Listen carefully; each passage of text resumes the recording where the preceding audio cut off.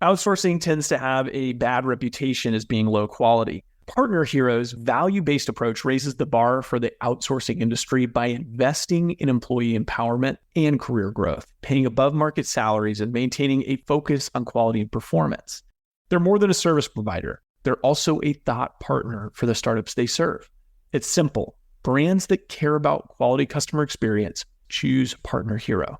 They offer flexible terms and the ability to scale quickly, perfect for startups, with quality assurance baked into every program and offices around the world. So Partner Hero can provide truly global coverage.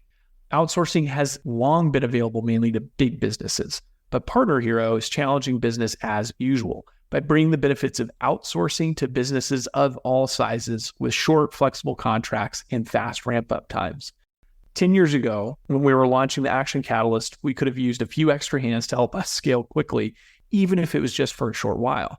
You can bet that with their expertise, fast onboarding, and core focus on quality, Partner Hero would have had our attention. If you're ready to bring in outside customer support help for your startup that feels like it's a part of an existing team, check out Partner Hero. Head over to partnerhero.com/Action Catalyst to book a free consultation with our solutions team. Mention you heard about Partner Hero from the Action Catalyst, and they'll even waive the setup fee. Now, on to the show. Southwestern Family of Companies welcomes you to the Action Catalyst. Each week, our diversely and amazingly accomplished guests share their insights and inspirations to help us ignite our own. So let's invest attention together to breathe, to reflect and refocus, and decisively defeat that voice we call Mr. Mediocrity. Then let's enjoy moving forward to make a positive difference in our world. Are you interested in advertising with the Action Catalyst? Our listeners could be hearing about your brand right here, right now. For details, shoot us an email at info@theactioncatalyst.com. Welcome to the Action Catalyst, and I'm so excited today that we have the chance to talk with Mr. John J. Murphy. John is the CEO of Venture Management Consultants, and that firm helps companies create a lean, high-performance work environment. But as I've learned a bit more about John, he's been about peak performance throughout his entire life. He had the experience of being able to play for Notre Dame football, was a quarterback there, and he's going to share a little bit about some of the lessons that were learned right there. But as a consultant, he has delivered services around the globe to some of the world's leading organizations. It is a who's who of high-performing organizations that have brought him on board. He's also been an educator, and he is a Lean Six Sigma Master Black Belt. And for those that aren't familiar with that, it is a grueling and arduous certification process of learning and application and exam after exam to be able to then help companies and individuals to really, really grow. He's worked not only with firms in the business field, but he's also worked with military leaders. He's worked with athletes. He's a professional speaker as well, delivering keynotes and seminars all across the world. He's shared the stage with people like General Norman Schwarzkopf, Zig Ziglar, Denis Waitley, Rocky Bleier, and Anthony Robbins. One of the most interesting things is that he focuses on not just peak performance, but also transformational leadership with the foundation of healthy mind, body, spirit integration. He's been in over 400 radio and TV stations, featured in over 50 newspapers around the world. He's also a prolific author, some 19 books so far, numerous articles, and some of them are going to continue to grow, and he will continue adding to that list. The endorsers include an ambassador to Italy, a general, four-time Super Bowl champion. These are people that are completely sold on what John Murphy has to share. He also has been deeply involved in the corporate world himself as Director of Human Resources for Polestra, which is an international automotive division of Hutchinson in Paris, France. So he understood operational excellence from an implementation standpoint, not just an advice standpoint, and made a magnificent impact and significant culture change. So we're very excited that he could spend a little bit of time with us today. So, John, welcome to the Action Catalyst. Thanks, Dan. It's great to be here. Well, it's wonderful to have you here. We would love it if you wouldn't mind starting with a bit of autobiography, some of the major pivots that happened earlier in your life that, as you look back on them, had a significant impact on the contribution you've been able to make to people's lives today. Sure. Yeah. Well, I kind of laugh about this, Dan, but to begin with, I was born on a Friday the 13th. My last name is Murphy, as in Murphy's Law. I think a lot of people know that old law, that if anything could go wrong, it will at the worst possible moment. And I had 2 near-death experiences by the age of 3. So when you start to put that together, going way, way, way, way back, I'm 58 years old now. There were some downloads into my mind, into my subconscious mind, that were kind of doomsday, very gray. I grew up with a lot of doubts, a lot of really worries and concerns. And you mentioned that I played football at Notre Dame. I was told in high school I could never play football again because I ran my foot through a lawnmower. In one of my early businesses, I started a landscaping company, and after 6 days in the hospital and multiple surgeries, and they reconstructed my foot, a world-renowned orthopedic surgeon, Dr. Al Swanson, said, "Sorry, son, but your football days are over." So you talk about a pivot point. There's one right there. And I'm laying in the hospital. I'm crying. I'm weeping. I'm devastated. And my grandfather, my mother's father, sent me a book, and it was called On Courage by Frank Gifford. It featured a bunch of athletes who had overcome adversity. And I was particularly interested in a story about Rocky Bleier, who happened to also go to Notre Dame before I did. And long story short, Rocky left Notre Dame and was drafted late by the Pittsburgh Steelers. But before he ever played for the Steelers, he ended up in Vietnam, where he was severely wounded with shrapnel in his foot and gunfire in his hamstring and things like that. And he was told, "You're never playing football again." Now, I'm not mesmerized by reading this book. By the way, it might be the first book I ever actually read cover to cover, because I wasn't that into reading books at the time. And now I'm writing all these books. But anyway, I was completely inspired by that story about Rocky. And I just remember deciding right there, I'm not done yet. And a couple years later, I'm tapping that sign at Notre Dame that says "Play like a champion today." And to fast forward several years later, I'm actually on stage with Zig Ziglar and Rocky Bleier at a motivational seminar. And I told Rocky that story. We'd never met before. And he was very gracious and asked if I'd introduce him to about 1,500, 2,000 people. And so you talk about a little synchronicity. Wow. It was just an awesome experience for me. Mm-hmm. Powerful. Well, now at Notre Dame, which of course is time-honored, it's respected, it's known around the world for its excellence in so many ways, academic as well as athletic.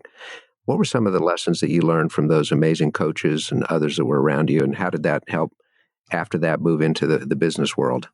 Yeah, well, in one word, this is something I actually learned this originally from my high school coach, as I was a quarterback. So I learned the word poise. And, at the time, I wasn't really sure what that meant. But poise essentially is about quiet self-confidence and a sense of inner peace. So I use this metaphor a lot today when I speak to crowds, is that each day we wake up and we don't know really what's going to happen. And it's a lot like a quarterback walking up to a line of scrimmage. We have a play called, and we've been practicing all week, and we've been learning about the team that we're playing, and we have a game plan and all that stuff. But the truth is, when that ball is hiked, you don't know what's going to happen.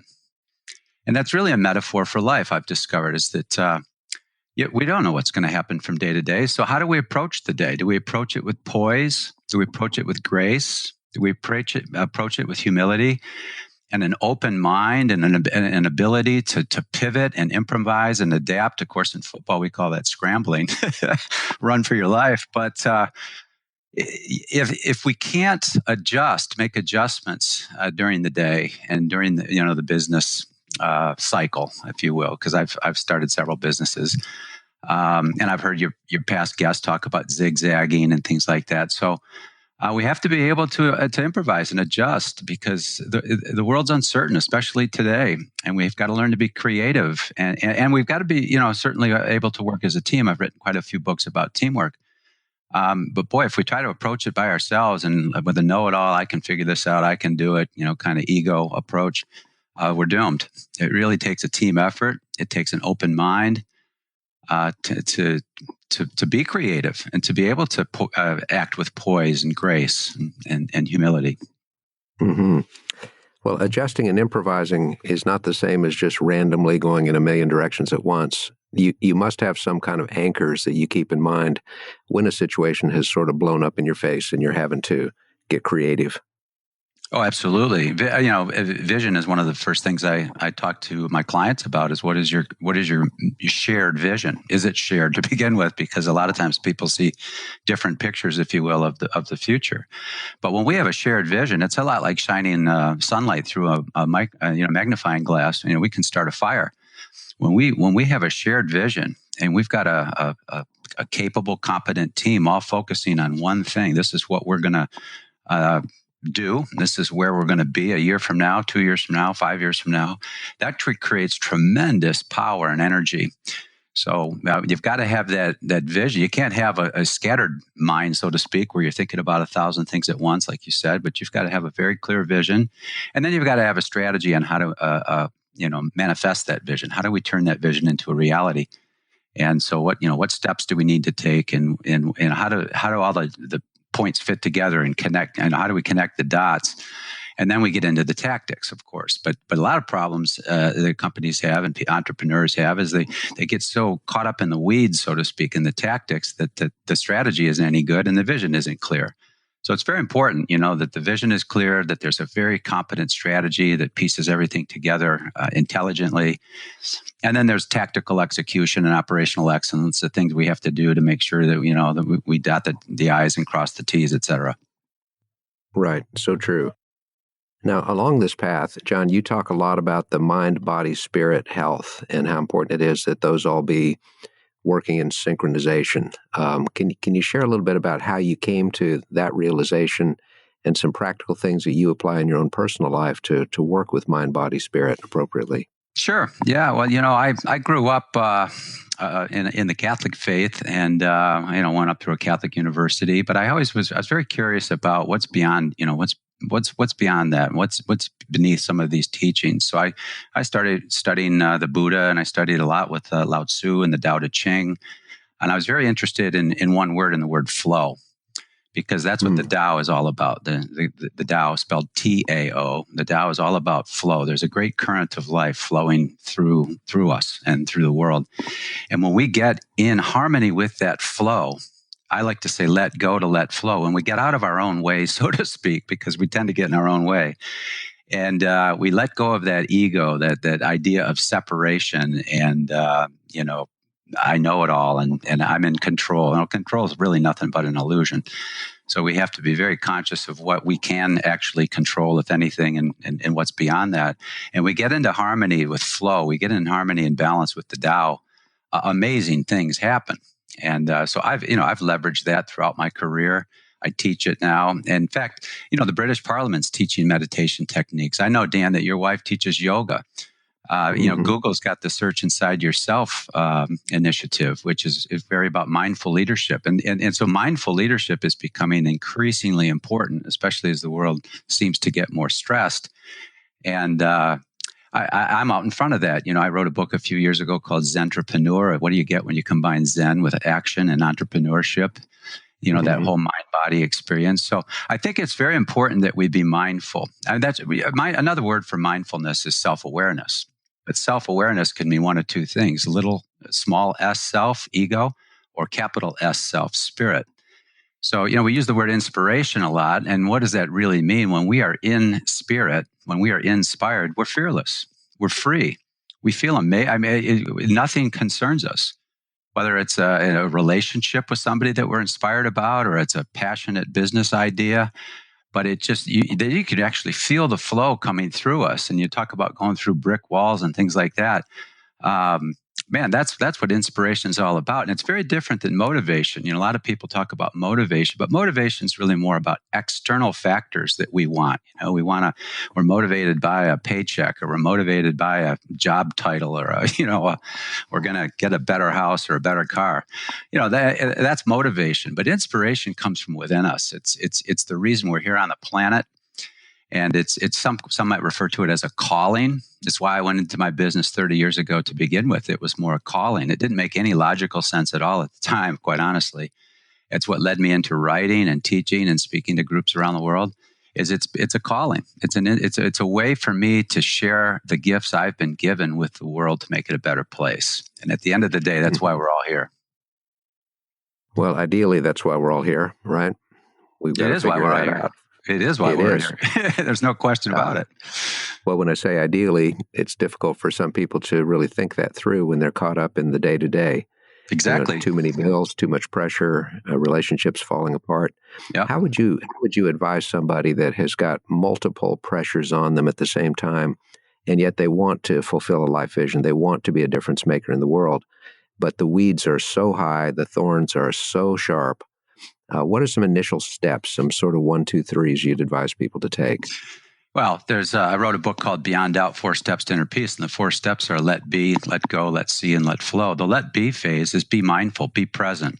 The only time whenever we're feeling stressed, we're not present because we are projecting something negative onto the future. I'm going to screw up this project I'm working on, or I'm going to fail. I'm going to fumble the ball. I'm going to make a mistake. Somebody's going to get mad at me. Whenever we're stressed, I'm going to fail this exam.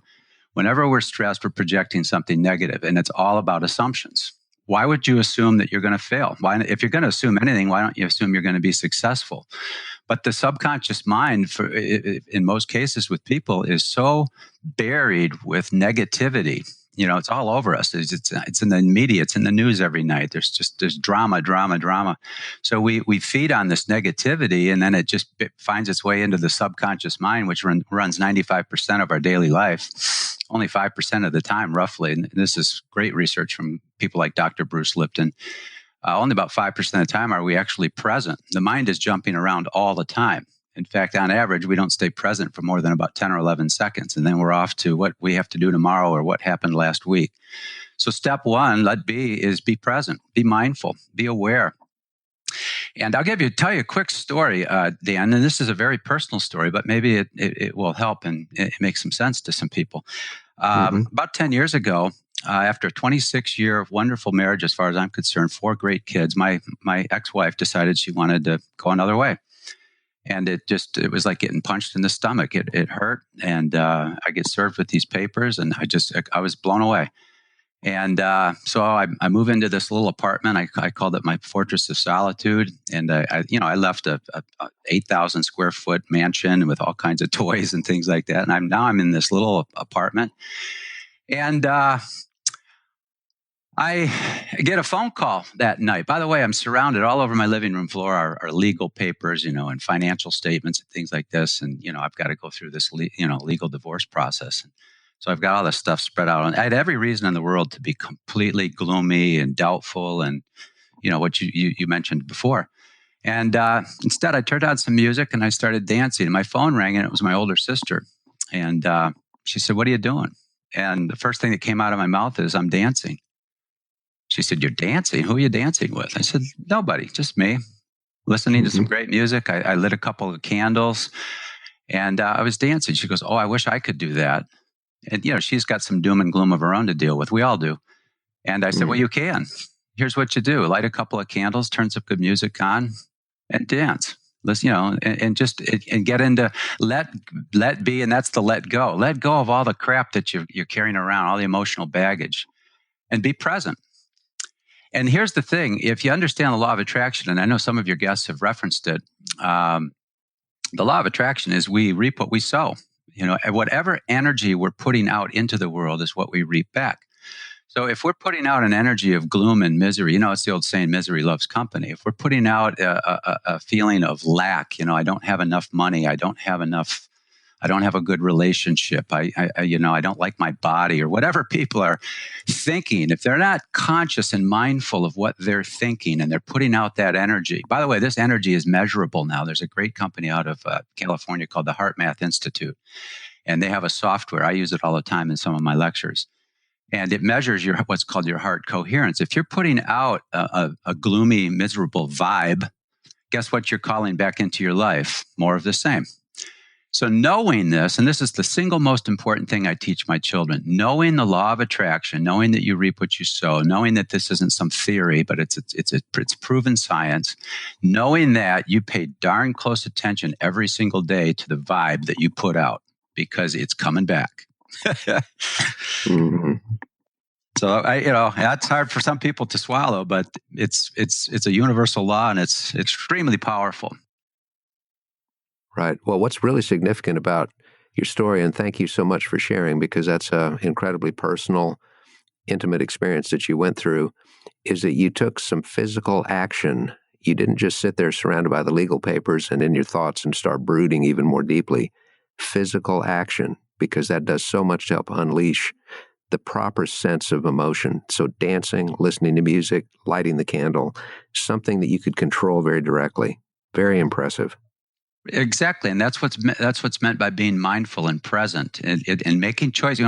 We have an opportunity to make choices every day. So what do we choose? Essentially, positive or negative. And no matter how gloomy situations might be, I go back to when I'm laying in the hospital and my foot is all torn apart. Okay, what choices do we make? Do we feel sorry for ourselves? Do we choose a victim consciousness? Oh, poor me, what was me? It's the other person's fault. Maybe I should file a lawsuit, or, and that's a very common temptation. Or do we take charge and take responsibility and say, you know what, there's a lesson in this and I'm going to learn from it and I'm going to grow from it. And boy, once I'm on the other side of it, I'm going to be a different person, so to speak. I'm not going to be this, Eeyore on Winnie the Pooh, this sad sack donkey. Yes, absolutely true. Well, I'm sure at various times over your careers, you've built your businesses. You've had some walls that look like they were unscalable, bricks solid. You couldn't see around them, couldn't see under them. What have you developed over the years as effective ways to think when you hit something like that? Both think and then act. Yeah, well, I've hit a lot of walls. I've shared a couple of them with you already. Just the foot accident and the divorce. But going back to the business, I started my business just 31 and a half years ago. I was 28 years old. I started it because I basically had lost my job.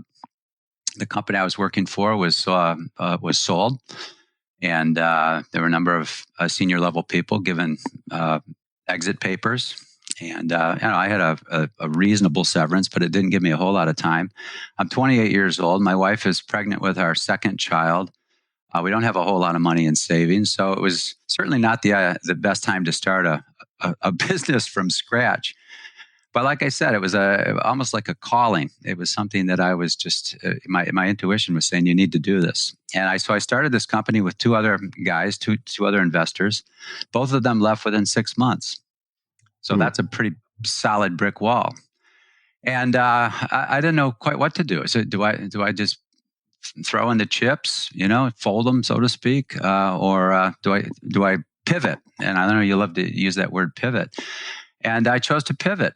And so I also adopted a different paradigm. So rather than a push paradigm, which we're all familiar with, sell, sell, sell, push, push, push, come up with a value proposition and push it on the market and offer discounts and incentives and things like that, I adopted a pull model, which is very consistent with Lean Six Sigma. It's all about pull. Amazon is brilliant at pull.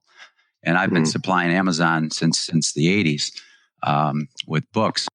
I can tell you that story another time. It's a phenomenal story about pull. We're not going to buy anything from you until we need it.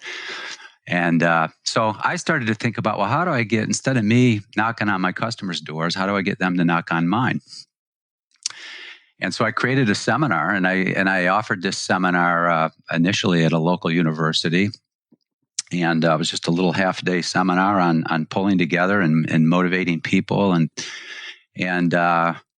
on paper, it didn't make any sense at all because I didn't make any money at it initially. But after the very first one, I got 2 clients out of it. They said, hey, would you come on site and teach us this stuff on site? Absolutely. I got evaluations back that said it was wonderful.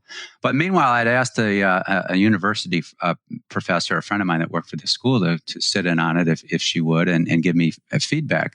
And I'll never forget this, Dan, because at the end of the workshop, I asked her, I said, so tell me what you thought. She said, do you want to know the truth?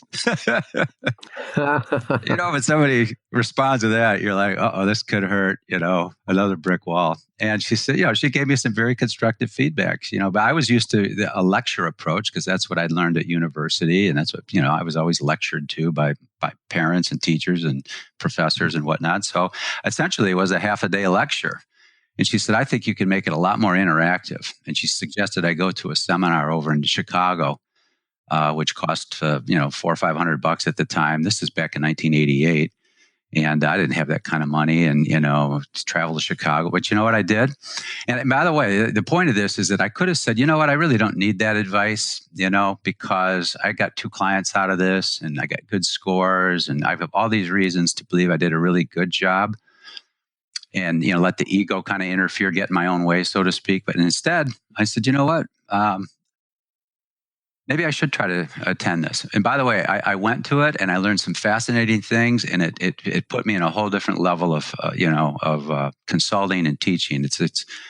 I've had people all over the world tell me that I've been the best teacher they've ever had, and it's because of stuff I learned in that seminar over in Chicago. Something I could have easily said no to. So, we hit these walls. We hear no a lot. We're not interested. The timing isn't right. I call them the yeah buts. I have a whole chapter called Yeah But in the book Zentrepreneur. But this isn't a good time. Yeah, but you don't have the right skills. Yeah, but.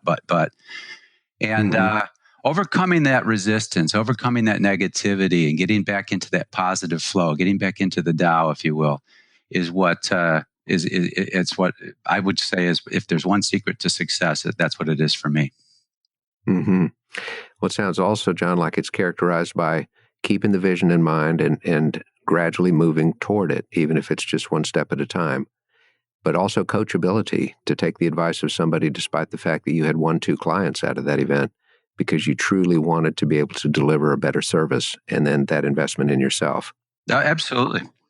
Yeah. And I've heard other guests of yours talk about the importance of listening and keeping an open mind. I never intended to write a book. In fact, my English teacher in high school would have laughed if she found out that I've got 19 books written now and a 20th coming out next year. But it was an idea. Somebody said to me, you really ought to write a book. And I'd written a workbook for my workshops, which had now gone national, by the way. That original workshop that I offered I was doing it in Los Angeles and New York and Boston and Atlanta and such, and Chicago. So I never really thought about writing a book. I don't know how to do that. One of my sisters, I've got 4 sisters. One of my sisters said to me, here, and she loaned me a book called How to Get Happily Published by Judith Applebaum. I can still remember this. This was, almost 30 years ago. I read that book. I read a book on how to write a book. Let's put it that way. Right. So I've been a self-learner my whole life, Dan. And these days, there's just absolutely no excuses for people to not be a self-learner, because it's free. I have over 200 free YouTube clips on all kinds of useful tips and things like that on my YouTube channel. There's just tons of, I've been tapping into your podcasts and so many others. There's just so much valuable information out there. And by the way, when I started my company, there was no internet available to us. There was no cell phones, things like that. So I was literally buying books and driving around with cassette tapes in my car, listening to, Zig Ziglar and Anthony Robbins and folks like that, and Denis Waitley, and learning everything I possibly could. And I believe it's very valuable. Why not? If you're sitting in traffic, why not, sit in a positive, productive zone rather than just sit there and honk the horn? Mm-hmm. Honking the horn is supposed to be some kind of a release, but all it is an amplification. And it intensifies the stresses. Yeah, well, you're making the problem worse. You're not helping. Well, that is so true. Well, from what you've described, you are multiple people, it seems, all walking around in the same body. How do you prioritize, John, when you're looking at a week or looking at a month? Because we know that Covey advised us to put first things first, put the big rocks in first. Yep. But being an author, a seminar leader, a business leader, a family leader, your personal development, your spiritual life. Any tips on just prioritizing or structuring your day, particularly the start of the day, because everything begins there? Yeah, well, I tell you what, for many, many years now, a couple decades, I start every morning with about a 20 to 30 minute meditation. To me, it's just absolutely, we're accustomed to taking showers and brushing our teeth and things like that. A lot of people are in the morning. Which is a physical cleansing, so to speak. But what about a mental and emotional cleansing? So I go into and I use a variety of different meditation techniques. The one I use every morning happens to be a Taoist technique. But I start every day with meditation, and I'm guided then in the meditation on what the priorities for the day are. So part of getting out of my own way is not having this ego agenda of, by the way, I used to, got to do this, got to do that. I got to, check all these boxes. And I still have goals every day. I am very into fitness and exercise and yoga and things like that. My wife and I do Zumba, which is a dance exercise class. So I'm very into my one of my daughters. My youngest daughter is a registered dietitian. So and for many years I've been into nutrition and natural health, and I go to conferences coast to coast and speak at some of these conferences, meeting a lot of people who are gifted in the field of whole body health and well-being. So it isn't just physical and nutrition, it's mental and exercise. So I keep all of this in mind. I keep certainly things like the law of attraction in mind. And I have positive intentions for every day. So I start the day with my intentions. What are my intentions for the day? I keep it simple. I'd say one of my secrets to success, so to speak, is the old keep it simple principle. I love this quote from Einstein. Einstein said that any intelligent fool can make things bigger and more complex. It takes a touch of genius and a lot of courage to move in the opposite direction. I use that quote a lot because everywhere I go, especially larger companies, they've just complicated the heck out of stuff. People, it takes 10 steps and 10 people to do something that should be done in 10 minutes. And that's part of lean. When I go in and teach lean, it's about stripping out all the unnecessary stuff and focusing on what really matters. I'll give you a quick metaphor what that means for, some of your audience might appreciate this. This is right out of one of my workshops. But if you imagine being on the couch, let's just say 10, 15 years ago, and you want to watch a movie that's not on television, think about the process you had to use. Well, step 1, you get off the couch. Step 2, go find your keys. Step 3, drive down the street to Blockbuster Video or whatever. Step 4, browse the shelves and you find the movie you want to watch, and you come all the way back and you pop the thing in the machine. Maybe you say a little prayer that I hope it works, and you sit down and you watch the movie. Now, in terms of lean, we can time that whole process. We can map it out on a chart with all the different steps. We can, label what's value added and what's non-value added and blah, blah, blah, blah, blah. And we could figure out a way to get to the store a little faster and a little more economically, and maybe to come up with all these little improvements, continuous improvements. But at the end of the day, the entire process is a form of waste. And so you've got, guys like Jeff Bezos and people challenging these old process mindsets, saying, well, how could we watch the movie without ever leaving the couch? How could we read the book without, ever leaving our airplane seat? We just download it from thin air onto the airplane seat. And now we've got Kindle, and now we've got, on demand and Netflix and all these things. And where's Blockbuster these days? Of course, they're long gone. So the idea is, what behaviors, especially a lot of these repetitive, almost unconscious behaviors, are we going through day after day after day that are just a complete waste of time? How often do you hear people say, I don't have time? You mentioned Covey, and the whole idea of, what's urgent and what isn't, and what's important and what isn't. A lot of the important stuff never gets done because we don't think we have enough time. And I like to remind people that we have 24 hours a day, and it's been that way for quite a while. So we all have the same amount. So really, it's not about time at all. It's about priorities. So I start each day being very clear about what are my intentions and my priorities, what's really important, and how can I get rid of the rest of the stuff that's just a nuisance. Mm-hmm. I think that is so critically important and very, very helpful, John. Starting the day by, first of all, going inward with meditation. People can do that through prayer. They can do that through going for a walk, being outside a little bit, but also bringing positive intentions into the day. The Bible advises us that as a person thinks in their heart, so are they. Mm-hmm. And so to think that way first carries that positivism into the day, which is such a good thing.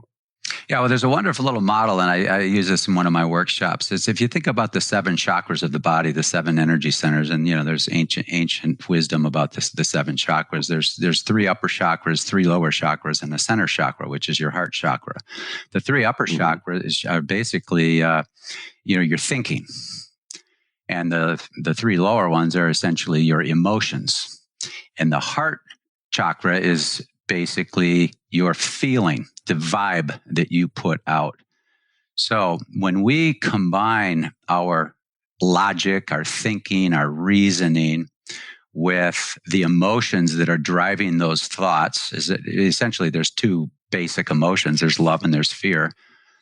So the good question to ask is, what's driving me? Am I fear-based? Am I fear-driven? Or am I love-driven? Big difference there. But when we combine all of that, what's coming out is a feeling, and it's coming out as a vibration through our heart, which, like I said, from the Heart Math Institute is now very measurable. And you can measure the different frequencies of shame and guilt and anger and fear and doubt and pride. You can measure all this stuff, and right on all the way up to enlightenment.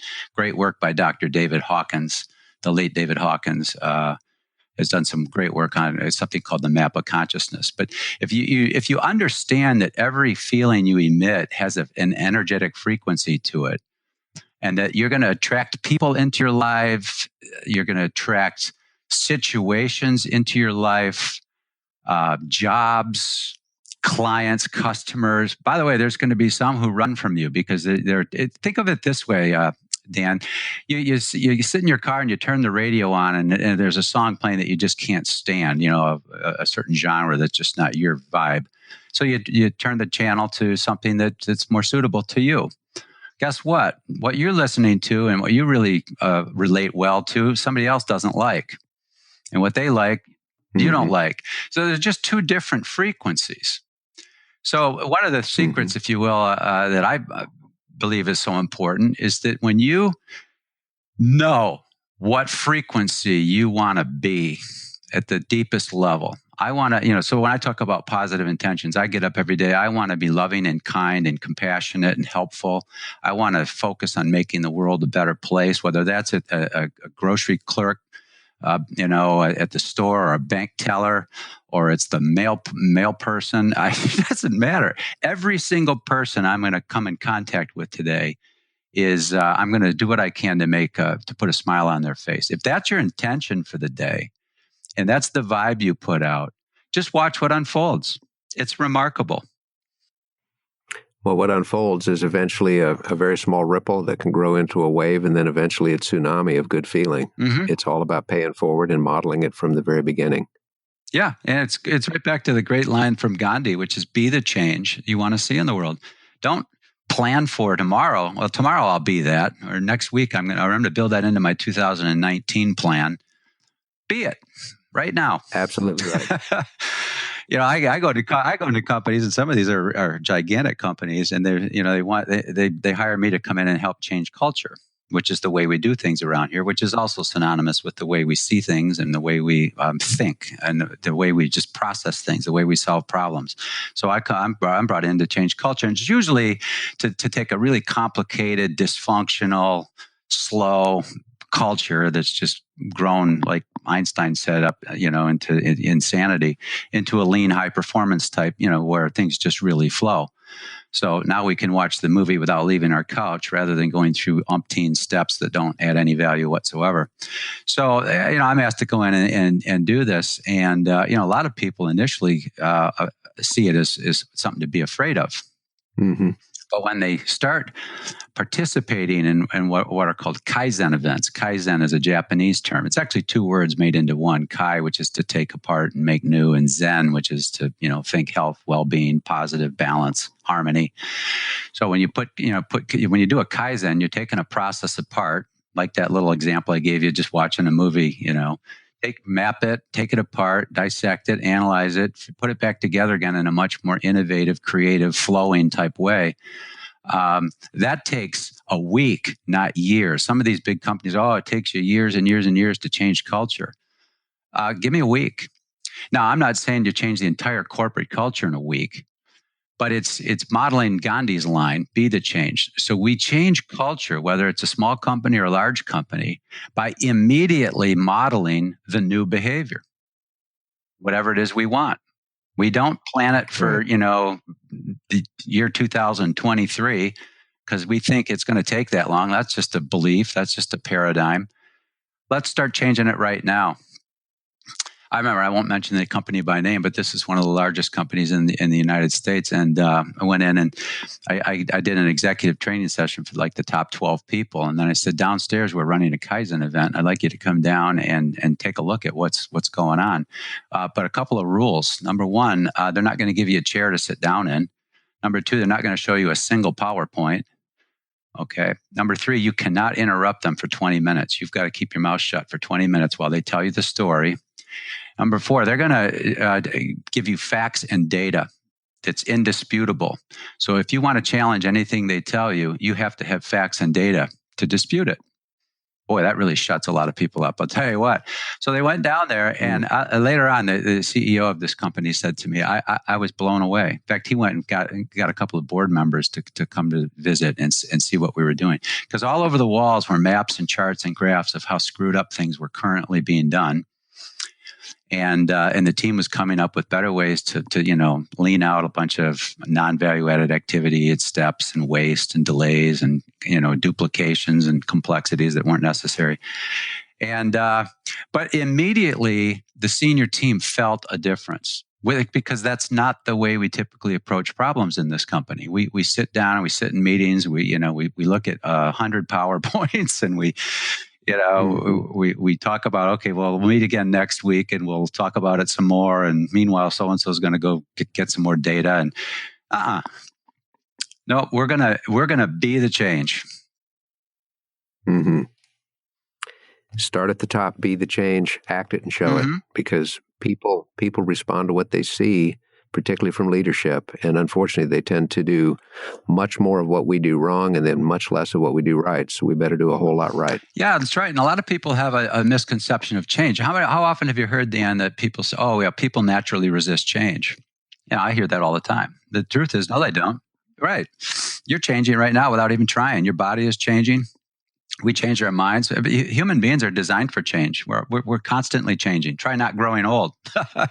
So that's just a complete misconception to begin with. So the idea isn't that we resist change.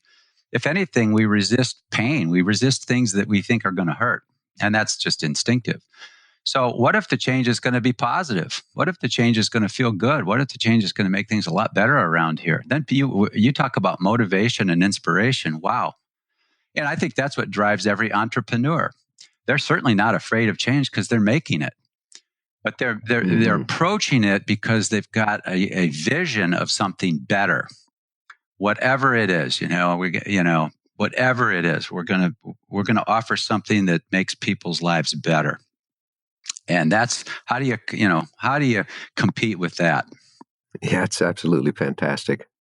John, I can't believe how quickly this time has gone. It's just magnificent. And the things that you shared with your humility, with your grace, you're modeling exactly what I hope to become more in my own life. So as a student of you today, I want to speak for all of our audience to say thank you for your generosity of spirit and for being a difference maker. Thank you, Dad. Yeah, I'll come back anytime. I love sharing what I can to help make this world a better place. If you enjoy this podcast, please make sure to subscribe. To stay updated on everything that the Action Catalyst is up to, make sure to follow us on Facebook and Instagram at Action Catalyst Podcast and Twitter at Catalyst_Action. Thanks for listening.